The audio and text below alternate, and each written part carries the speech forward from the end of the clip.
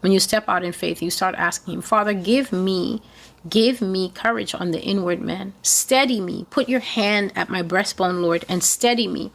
This is how I've taught people here at this blog to pray. And then when their parents are passing away, they're surprised to find that they're the only one in the room who's coherent, who's level-headed, who's able to go to the parent and speak with the parent, hold the parent's hands, and make sure that the salvation prayer is done.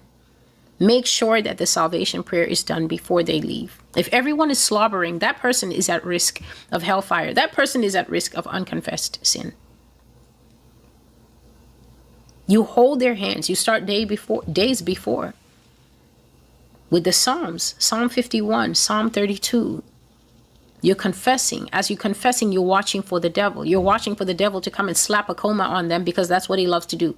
Slap a coma on at end of life, because then he thinks, oh, I've got them. Let me tell you, when the coma comes, you go to that bedside, as my wonderful aunt has done for many. She hasn't failed yet. You go to that bedside and you sit by that bedside and you read all of Psalm 51, the confession of sin. And you read all of Psalm 32, how my bones grew old when I did not confess my sin. The last thing to go on the human being is the hearing. The very last thing. That's the last thing that shuts down.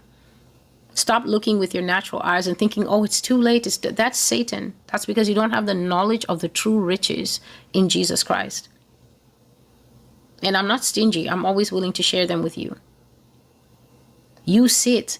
You hold their hand to set up the human connection. You read them, Psalm 51. You confess it and pray it for them. You read Psalm 32. You confess it and pray for them. You pray Psalm 91 for them to be protected in that so-called darkened state where that little girl was, and Jesus came and brought her out of it. That tunnel through and then death. She was on the other side, but Jesus came and said it was just a sleep. When somebody is sleeping, can you not call them and they hear you? Read all that and say to them, do you believe and you accept that Jesus is the Christ? Every time that my aunt has done that, and I have passed on that information to friends of mine who have seen it fulfilled, the monitor thing begins to spike.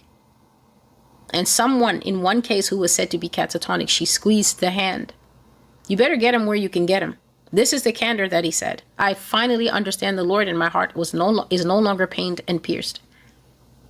You come here and you want to fight with someone that you can't match. You come here and you want to argue with someone that you don't even know what she knows and what she has done, what she has seen in your life. You come and you want to spit into water that actually, if you drank it, all your festering sores would go away.